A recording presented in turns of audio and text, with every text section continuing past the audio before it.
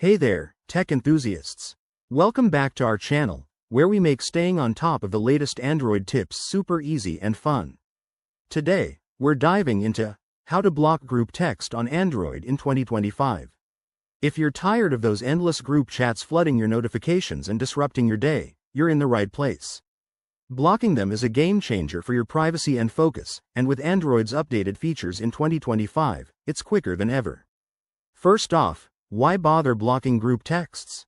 Well, they can be overwhelming, lead to unwanted spam, or just drain your battery with constant pings. Luckily, Android has streamlined this process, especially with the latest OS updates that emphasize user control. Let's jump right into the steps so you can get this done in under a minute. Step 1. Open your Messages app.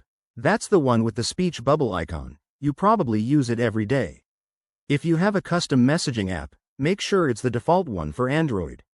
Step 2. Find the group chat you want to block.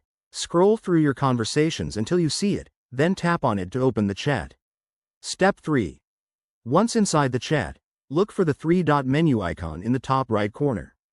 This is your gateway to more options. Tap it, and a drop-down menu will appear. Step 4. In the menu, select Block or Block Numbers. Depending on your Android version or device manufacturer like Samsung or Google Pixel, it might say something slightly different, but it's usually straightforward. Step 5. A confirmation pop-up will appear asking if you're sure. Go ahead and confirm. This will stop all messages and notifications from that group. And just like that, you're done. For extra peace, you can check your settings to mute notifications entirely.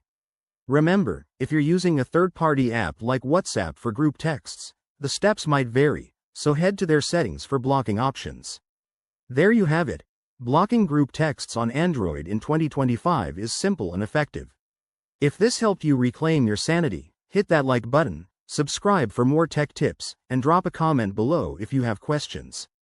Thanks for watching, and I'll see you in the next video.